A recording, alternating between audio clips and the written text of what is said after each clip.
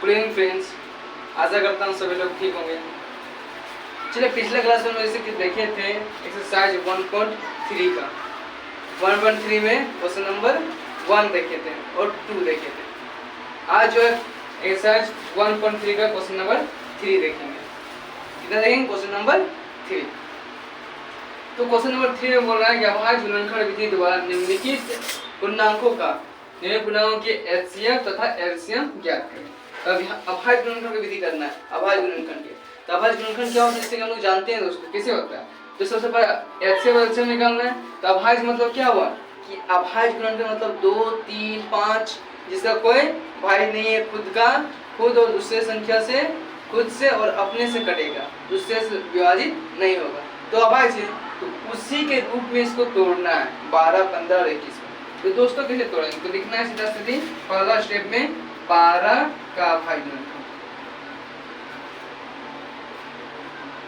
कितना हो जाएगा दोस्तों? कैसे निकालेंगे इसको? तो एक चीज हम लोग को पता है, पहले जो हम लोग नहीं जानते तो कैसे निकालते थे? 12 का निकालेंगे, 12 का एलसीएम करते थे 2, 6, फिर 2, 3 और फिर 3, 1। इसी तरह निकालेंगे 15 का निकालेंगे, 15 क्या हो जाएगा? तो 3, 5। फिर कितना निकालेंगे? 21 का, 21 का क्या हो जाएगा दोस्तों? 3 और 7। तो 12 का अभाज्य गुणनखंड क्या हो गया? तो 2 गुना 2 गुना 3। इसके बाद 15 का निकाल लीजिए, 15 क्या हो जाएगा? 15 का अभाज्य गुणनखंड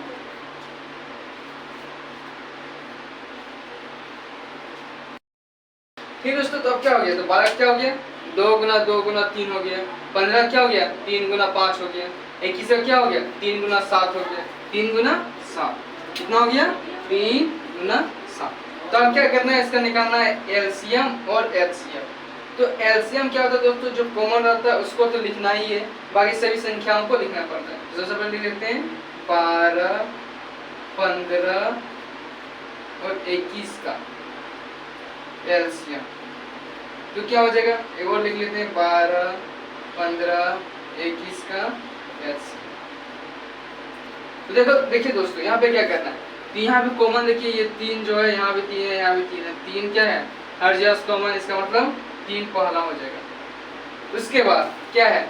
2 यहाँ है, यहाँ 2 है, यहाँ पे 2 है नहीं, यहाँ पे है नहीं, यहाँ पे 5 है, यहाँ 7 है नहीं है। तो एलसीएम क्या हो जाएगा? सब मल्टीप्लाई 3 गुना 2 गुना 2 गुना 5 गुना 7। इसका मतलब क्या हो गया? 3 दूना 6, 6 दूना 12, 12 पचे 60, 60 सते 6 सते 42 यानी 420। ये हो गया इसका एलसीएम। अब एचसीएफ क्या है दोस्तों? तो सिर्फ कॉमन जो है, जो कॉमन है वही क्या हो जाएगा उसका एचसीएफ, अर्थात एचसीएफ कितना हो जाएगा? 3।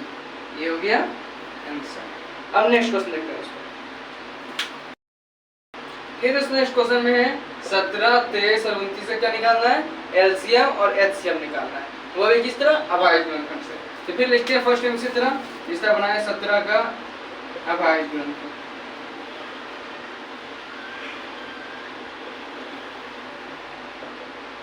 बराबर क्या होगा?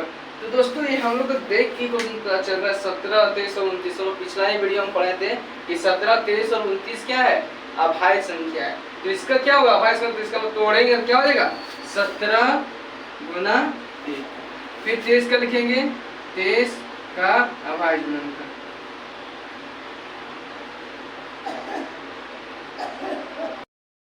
देखिए दोस्तों 17 का अभाज्य गुणनखंड लिखेंगे कितना हो? 17 गुना 1। 23 का लिखेंगे तो क्या हो? 23 से कटेगा फिर 1 से कटेगा क्योंकि अभाज्य संख्या है। 23 गुना 1। 29 का फिर 29 गुना 1। यहाँ पे देखिए इसमें से कोई कॉमन नहीं हो रहा है, सिर्फ 1 के अलावा सब में 1। ये चीज जानते हैं कि 1 जो है सभी के साथ मल्टीप्लाई होता है, तो सिर्फ 1 हो गया। तो इसका एचसीएफ क्या हो जाएगा? 1। और जब इसको पूरे मल्टीप्लाई करेंगे तो क्या हो जाएगा दोस्तों? 11,339। यही हो गया आंसर। क्वेश्चन नंबर 3 देखते हैं। जैसा कि दोस्तों देखते हैं, अब क्वेश्चन है 8, 9, 25 का। तो 8 का अभाज्य गुणनखंड, 9 का अभाज्य गुणनखंड और 25 का अभाज्य गुणनखंड। तो फर्स्ट में ये करना है हम लोग को। 8 का गुणनखंड क्या हो जाएगा? तो 8 को जब तोड़ेंगे तो 8 को तोड़ेंगे तो क्या होगा? 2 गुना 2 गुना, देखिए यहाँ देख लीजिए 8 है। 8 को तोड़ेंगे क्या होगा? 2 से टूटेगा, फिर क्या होगा? 2 से टूटेगा, फिर क्या होगा? तो यहाँ फिर क्या होगा? 4 होगा, फिर 2 से लगाएंगे फिर कितना हो गया? तो यहाँ पे आ जाएगा 2, फिर यहाँ लगाएंगे 2, क्या हो गया? 1 हो गया।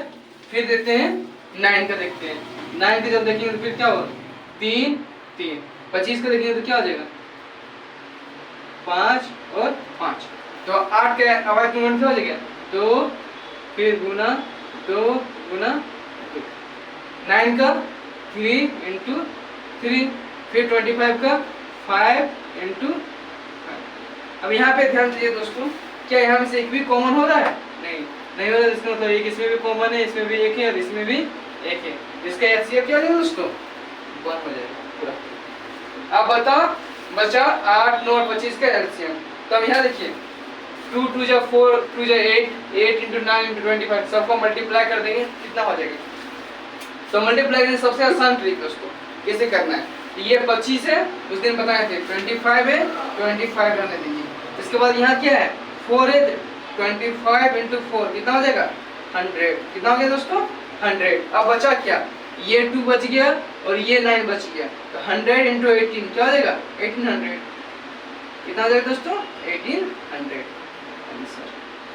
ये क्या हो जाएगा पूरी तरह से आंसर हो जाएगा। फिर देखते हैं नेक्स्ट क्वेश्चन। देखो दोस्तों अब क्वेश्चन क्या दिया हुआ है एचसीएफ 306 और 657 का 9 दिया है, एचसीएफ दिया हुआ है और एलसीएम हम लोग से पूछ दिया है।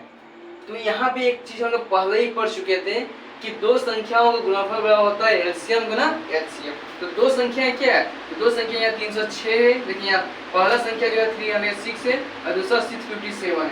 इसका एचसीएफ 9 दे दिया है, एचसीएफ 9 दिया अर्थात क्या है ये दोनों में 9 को माने, ये दोनों में 9 को माने इसलिए तो एचसीएफ हो ये कटा। एलसीएम 306 और 657 का निकालना है, तब दोनों का एलसीएम क्या होगा उसको देखते हैं दोस्तों। एलसीएम निकालने के लिए तो जानते हैं कि जैसा कि हम लोग को पता है, जैसा दोस्तों लोग जानते हैं कि दो संख्याओं का गुणनफल क्या होता है एलसीएम गुना एचसीएफ होता है। तो दो संख्या क्या क्या दिया है, एक 306 दिया हुआ है और इसका और एक दिया है 5 तो 657 दिया है। इसके एलसीएम कितना दिया है दोस्तों तो नहीं पता, एलसीएम दिया हुआ है एलसीएम का एलसीएम वाले दीजिए और एचसीएफ को क्या लिखना है 9। अब क्या करना है, तो इसलिए एलसीएम जब भी निकालते हैं दोस्तों या कोई भी संख्या निकालते हैं तो यहाँ जो मल्टीपल में होता है वो क्या हो जाता है डिवाइड हो जाता है। तो क्या हो जाएगा 306 इंटू 657 बटा क्या हो जाएगा 9 और इसको डिवाइड करते हैं दोस्तों, तो 9 से करते हैं तो 9 1 जा 9 और यहाँ पे डिवाइड करते हैं इसको तो कितना हो जाएगा दोस्तों, जब इसको डिवाइड करेंगे तो क्या हो जाएगा 9 7 जा 63, कितना बच गया 2, ये क्या हो गया 27 हो गया मतलब 9 3 जा 27, ये डिवाइड हो गया दोस्तों। अब ये क्या करना है दोनों को मल्टीप्लाई कर देना है। अब मल्टीप्लाई करना है कितना हो जाएगा तो 73 है 306 को मल्टीप्लाई करना है तो करते हैं चलिए 306 इंटू 73 क्या होगा 318 कितना हो गया, दोनं मल्टीप्लाई करना कितना हो गया 22,338। कितना हो गया दोस्तों 22,338, ये हो गया आंसर। क्वेश्चन नंबर 5 देखते हैं, नेक्स्ट क्वेश्चन देखते हैं क्वेश्चन 5। फिर दोस्तों क्वेश्चन बोला कि जांच कीजिए क्या किसी प्राकृतिक संख्या n के लिए संख्या 6n अंक 0 पर समाप्त हो सकती है। तो ये क्वेश्चन को क्या करते हैं पहले समझ लेते हैं किसे बनाना है, उसके बाद फिर फेयर करते हैं। तो चूंकि जानते हैं दोस्तों यहाँ पे समझते हैं कि 6n है, इसका मतलब इसके अंदर में क्या है 2 का पावर n है और 3 का पावर n है, यही दोस्तों।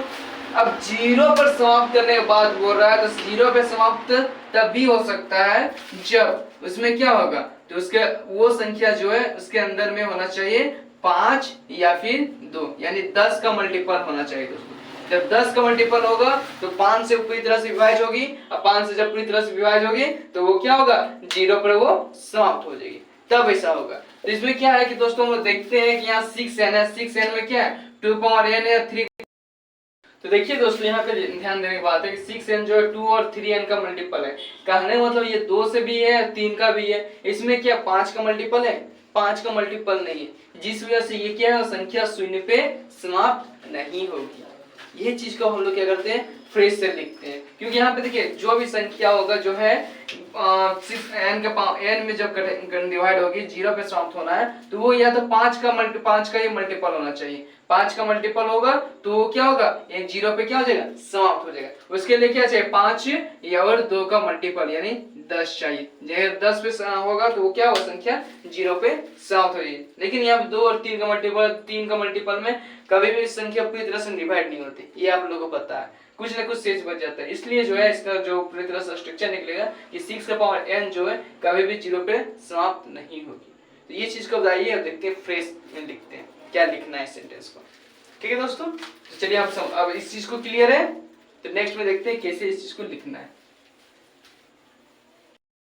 ठीक है दोस्तों, जैसा कि हम लोग समझे उसी अकॉर्डिंग हम लोग लिख लिए। क्या लिखें, यदि सभी संख्या जो है 6 है किसी n के लिए शून्य के साथ समाप्त होती है तो यह 5 से विभाजित होगी, तब यह जो है 6n की अभाज्य गुणनखंड होगी। अब मान लीजिए कि ये 5 से विभाज्य है, ठीक है, हम पहले बोले कि जो संख्या है 6n तभी विभाज्य होगा जब वो क्या होगा, 5 क्या होगा, 5 उसके साथ विभाज्य होना चाहिए, तो यह 5 से विभाज्य होना चाहिए, तब यह जो 6n की अभाज्य गुणनखंड होगी। यानी 6n जो है 6n की अभाज्य गुणनखंड कौन, 5 भी होना चाहिए, तो 5 होना चाहिए। लेकिन यहाँ पे देखते हैं कि गुणनखंड होगी जिसमें 5 अभाज्य संख्या भी शामिल होना चाहिए। लेकिन यहाँ पे क्या हो रहा है दोस्तों, यहाँ पे शामिल 5 नहीं है, इसलिए क्योंकि 6n के गुणनखंड में सिर्फ क्या है, 2 और 3 ही शामिल है। 6n गुणनखंड में क्या है दोस्तों, सिर्फ 2 और 3 है, कहीं 5 नजर आ रहा है। देखिए तोड़ते हैं इसको 6 को, यहाँ देखिए 6 को जब तोड़े क्या आ रहा है, 2 और 3 आ रहा है, क्या कहीं 5 नजर आ रहा है, 5 नजर नहीं आ रहा है। इसलिए हम बोल सकते हैं, अर्थात हम 6n बराबर लिखे हैं 2n और 3n, जो कि 5 इसमें क्या है, नहीं है। इस प्रकार हम देखते हैं कि 6n के अंत में 0 अंक तभी आएगा, यानी जो n होना चाहिए वो किसी भी संख्या n जो किसी भी नेचुरल नंबर में तभी आएगा जब उसमें क्या है, 5 होना चाहिए। लेकिन यहाँ पे क्या है, 5 नहीं है, जिस वजह से क्या लिख दिए कि इस प्रकार 6n के अंत में 0 अंक नेचुरल नंबर n जो बिलोंग्स टू होना चाहिए n के लिए नहीं है, ये n के लिए इसमें शामिल नहीं है। ठीक है दोस्तों, ये क्लियर हो गया होगा। नेक्स्ट क्वेश्चन देखते हैं। Thank you. देखिए दोस्तों, क्वेश्चन दिया, व्याख्या कीजिए कि 7 गुना 11 गुना 13 गुना 13 गुना 7 गुना 11 गुना 13 प्लस 13 और 7 गुना 6 गुना 5 गुना 4 गुना 3 गुना 2 गुना 1 प्लस 5 भाज्य संख्याएं क्यों है, इसको व्याख्या करना है। तो पहले इसको हम समझ लेते हैं कि भाज्य और अभाज्य। तो दोस्तों यहाँ जो भाज्य संख्या है, तो भाज्य जो हम पहले ही जानते थे, इसको कैसे बना पड़ेगा, भाज्य जो हम पहले जानते थे, तो कोई भी संख्या जो है वो क्या होगा, खुद से, एक से, स्वयं से और दूसरा से, अगर वो डिवाइड होता है, उसके अलावा दूसरे संख्या से डिवाइड होता है तो वो भाज्य होता है।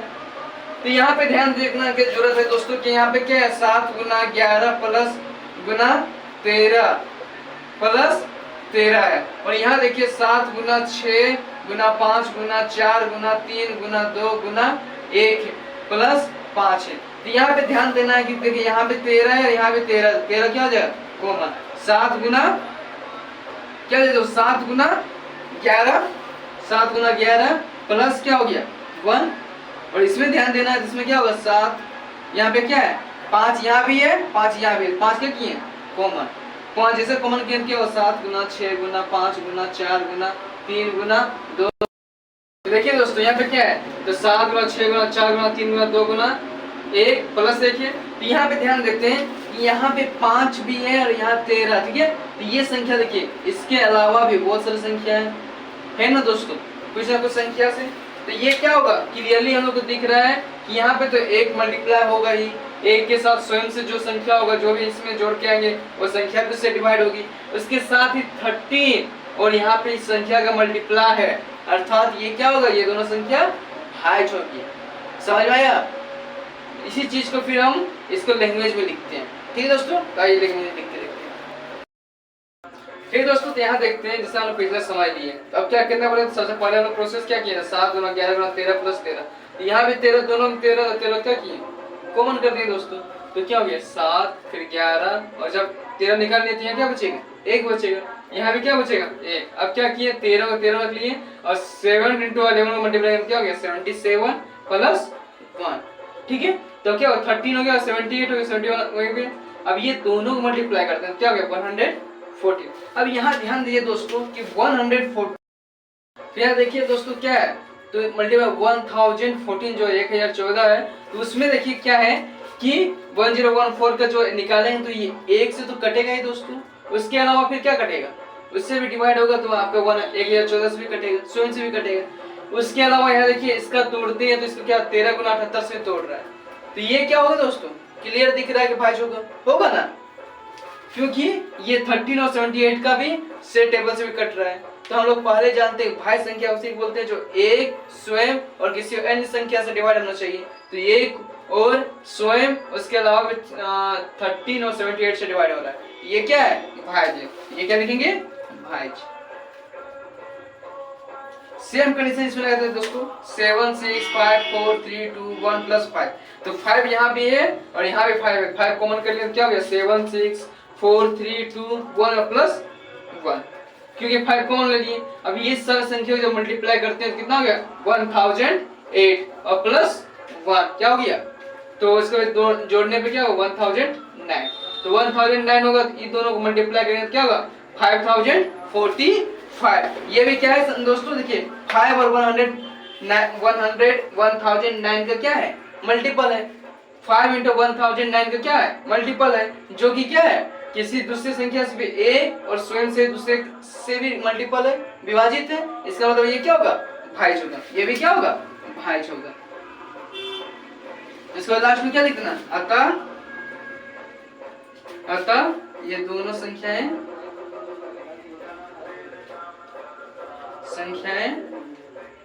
भाज्य है। दोस्तों देखिए जैसे देखिए हम लोग यहाँ पे भाज्य, यहाँ पे यहाँ सेंटेंस एक लाइन लिख दें क्योंकि व्याख्या करने बोला ना, तो लिख देना अतः ये दोनों संख्याएं भाज्य है, क्योंकि ये दोनों संख्याएं संख्याएं जो एक तथा स्वयं के अलावा भी दूसरे संख्या से विभाजित है, अतः ये क्या हो गया भाज्य हो गया। क्लियर दोस्तों, नेक्स्ट क्वेश्चन देखते हैं। ठीक दोस्तों, क्वेश्चन लग रहा है इतना लंबा है कि इतना जल्दी बनेगा, कैसे बनेगा, यहाँ क्वेश्चन देखिए वो छोड़ दो, लेकिन सबसे इजी क्वेश्चन यही है। क्या बोल रहा है, किसी खेल के मैदान के चारों ओर, देखिए किसी खेल के मैदान के चारों ओर एक वृत्ताकार पथ है, देखिए क्या हो रहा है, तो एक खेल का मैदान है तो एक वृत्ताकार पथ बनाया गया, ठीक है, एक वृत्ताकार पथ मतलब क्या हो गया रास्ता बनाया गया, ठीक है, ये क्या हो गया रास्ता हो गया। अब क्या बोल रहा है कि इस मैदान का एक चक्कर लगाने में सोनिया को 18 मिनट लगता है, तो मान लीजिए सोनिया यहाँ से स्टार्ट करती है, ठीक है, यहाँ सोनिया से स्टार्ट करती है, तो ये एक राउंड लगाने में कितना टाइम लगता है, तो 18 मिनट, कितना लग गया 18 मिनट। लेकिन जबकि इसी मैदान में का एक चक्कर लगाने में रवि को, यही मैदान का यहीं से वो स्टार्ट करता है और उसको एक चक्कर लगाता है, तो कितना लगता है रवि को कितना लग रहा है, तो 12 मिनट लग रहा है। अब पूछा जा रहा है कि मान लीजिए वे दोनों एक ही स्थान और एक ही समय पर चलना प्रारंभ करके एक ही दिशा में चलते हैं, कितने समय बाद वे पूरा प्रारंभ स्थान में। कहने मतलब क्या बोल रहा है, क्वेश्चन को ध्यान से सुनिए, ये चीज को यहाँ पे ध्यान से पढ़ना है कि मान लीजिए कि ये जो रवि और ये सोनिया है, दोनों जो है एक ही स्थान, यहाँ से मान लीजिए स्टार्ट किया, ये दोनों क्या किया एक ही जगह से स्टार्ट किया, और जब स्टार्ट किया चलना, तो चलते चलते जब फिर वही एक चक्कर लगा के यहीं पे आ जाएगा, तो उसे कितना समय लगेगा, या कितना समय लगेगा, तो वही लिखा है पुनः प्रारंभिक समय में मिल जाएगी, पुनः प्रारंभिक समय स्थान पर मिलेंगे तो कितना समय लगेगा। तो इसको जब एक राउंड चलेगा, ये एक राउंड पूरा रनिंग करेगा, तो एक राउंड करने में कितना लगेगा, तो बहुत इजी है, दोनों के एलसीएम निकाल देते हैं तो अब आराम से आ जाएगा। तो 12 गुणनखंड करते हैं क्या होगा, तो 12 का गुणनखंड लिखिए, तो 12 का गुणनखंड क्या होता है दोस्तों, तो 2 गुना 2 गुना 3, 2 4 4 दिया 12। उसके बाद क्या बोला 18 गुणनखंड, 18 गुणनखंड क्या होगा दोस्तों, तो 2 गुना 3 गुना 3। यहाँ ध्यान दीजिए, यहाँ 3 और 3 कॉमन है, यहाँ भी 2 और 2 कॉमन है, इसलिए एलसीएम क्या है दोस्तों, तो यहाँ 2 भी कॉमन है, तो जो कॉमन होता है हम लिखते थे पहले, तो 2 कॉमन है, फिर 3 कॉमन है, उसको लिख लेना है। उसके बाद जो नहीं कॉमन आता है उसको फिर बाद में फिर भी उसको भी लिखा जाता है। तो 2 हो गया, 3 हो गया। अब देखिए क्या हो जाएगा, इसको मल्टीप्लाई करते हैं कितना हो जाएगा, 2 3 6, 6 3 12, 12 3 36। अर्थात क्या हो गया, अतः लिख देना है, अतः वे दोनों कौन दोस्तों, सोनिया और रवि, अतः वे दोनों 36 मिनट बाद पुनः प्रारंभिक स्थान में मिलेंगे।